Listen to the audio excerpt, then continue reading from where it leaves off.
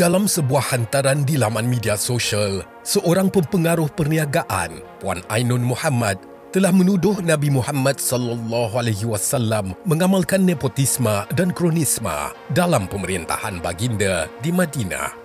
Mengapa timbulnya tuduhan seperti ini dan bagaimana untuk memperbetulkannya?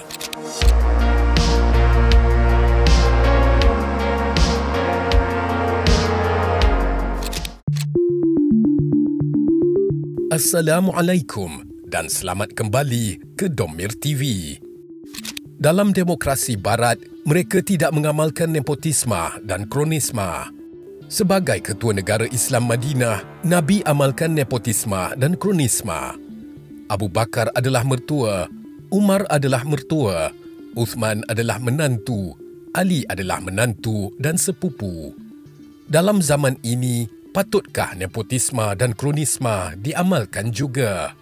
Begitulah hantaran menuduh yang menjadi tular di media sosial hingga mendapat teguran serta tindakan susulan oleh pihak JAKIM serta Sahibus Samaha Mufti Pahang.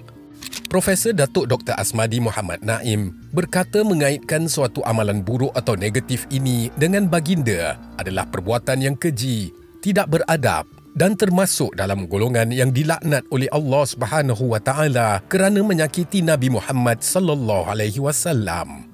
Allah Subhanahu wa taala sendiri yang memberi ancaman melaknat mereka yang menyakiti Nabi Muhammad sallallahu alaihi wasallam dan golongan ini diancam dengan azab yang pedih di akhirat kelak. Laknat ini dinyatakan dengan jelas oleh Allah Subhanahu wa taala dalam surah Al-Ahzab ayat 57 yang bermaksud, sesungguhnya orang-orang yang menyakiti Allah dan Rasul-Nya, Allah melaknat mereka di dunia dan di akhirat dan menyediakan untuk mereka azab seksa yang menghina. Bahkan jika mereka sedar tetapi sengaja melakukannya, boleh rosak akidahnya, seolah-olah menolak keyakinan terhadap Nabi Muhammad SAW, kata Mufti Pahang.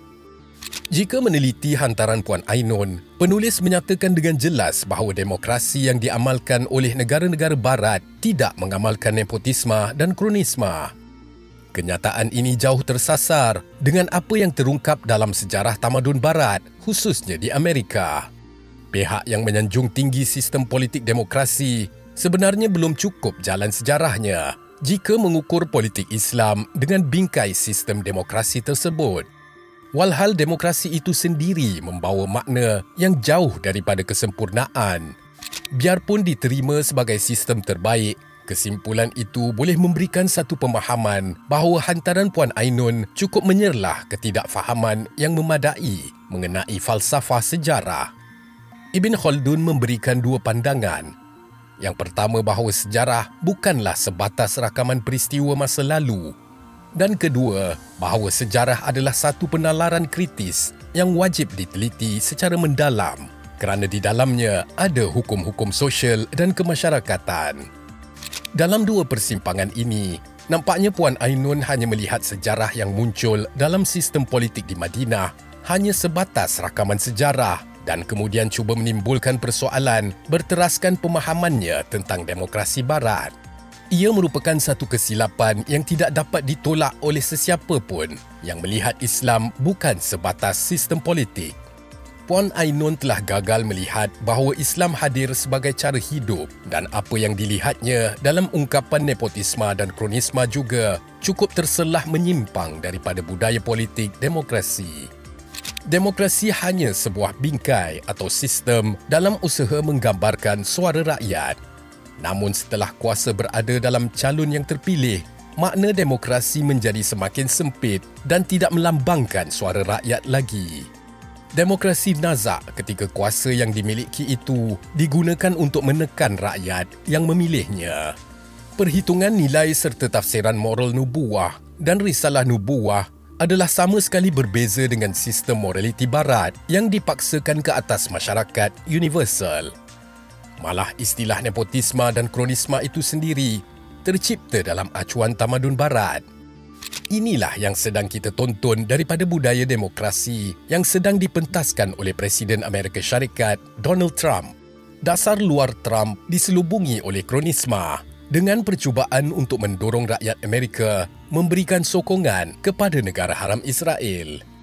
Sedangkan Israel telah melakukan genosid, Israel menjadi negara yang mengamalkan diskriminasi ke atas penduduk asal Palestin. Di sebalik kezaliman ini, wujud American Israeli Public Affairs Committee, AIPAC, Anti-Defamation League, ADL, dan B'nai B'rith yang kerjanya adalah untuk melobi ahli politik demokrasi Amerika dan membeli sokongan mereka. Sepanjang sejarah politik Presiden Amerika, sukar untuk dileraikan antara kuasa kerajaan dan kuasa perhubungan keluarga. Bill Clinton dan Hillary Clinton, George H.W. Bush, George W. Bush dan Jeb Bush, Joe Biden dan anaknya Hunter Biden, serta Presiden Donald Trump, Eric dan Don Trump Jr., termasuk Jared dan Ivanka Kushner. Inilah contoh-contoh terbaru dalam arena politik negara itu yang telah menukarkan jawatan presiden kepada perniagaan keluarga. Setiap peneliti politik sudah tentu peka tentang bagaimana bilioner Amerika, Elon Musk, telah menyumbang $270 juta untuk menjayakan kempen Presiden Trump. Kini setelah Trump menang, Elon Musk mempunyai kuasa untuk mempengaruhi keputusan-keputusan yang dibuat oleh presiden itu. Beliau juga kini mengetuai DOGE, Department of Government Efficiency, hanya kerana Presiden Trump ingin balas budi sumbangan Elon. Bukankah ini kronisma secara terang-terangan?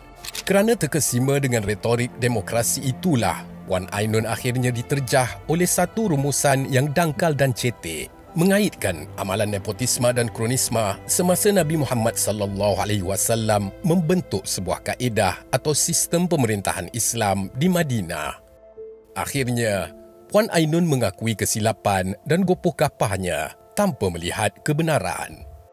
Sepanjang 10 tahun di Madinah, 4 nama sahabat yang disebut itu merupakan tokoh yang berjuang bersama-sama Rasulullah SAW untuk menyampaikan dakwah, bukan mencari kepentingan pribadi dan kejenuhan material. Sejarah mencatatkan 3 orang sahabat Rasulullah, iaitu Abu Bakar, Umar Al-Khattab dan Uthman ibn Affan, telah mengorbankan kekayaan pribadi untuk kepentingan dakwah Islam. Malah 4 sahabat terdekat Nabi SAW yang disebut itu sebenarnya menjadi pemimpin umat Islam kerana dipilih oleh ketua-ketua muslimin, bukannya dipilih oleh Rasulullah sendiri. Setelah kontroversi hantaran itu dilihat mampu menggugat, Puan Ainun bersetuju untuk menurunkan tulisan tersebut dalam media sosial dan mengaku kesilapannya. Ianya dipersetujui selepas pertemuan beliau dengan pihak JAKIM dan beliau juga berjanji akan lebih berhati-hati pada masa hadapan. Namun membandingkan sistem politik Islam dan demokrasi Barat adalah hal yang tidak wajar. Ini kerana Islam tidak menetapkan sebarang bentuk kerangka politik sama ada demokrasi ataupun sosialis. Apa yang diberikan penekanan dalam kepimpinan politik Islam ialah sifat dan watak pemimpin itu sendiri. Ia mestilah seorang yang jujur, memahami kehendak agama dan sentiasa menjaga kemaslahatan rakyat, bukan bertopengkan prinsip semata-mata sebagaimana amalan dalam sistem demokrasi Barat. Nabi Muhammad SAW sentiasa memperjuangkan meritokrasi dalam kepimpinannya. Pertalian darah atau keluarga bukan keutamaan.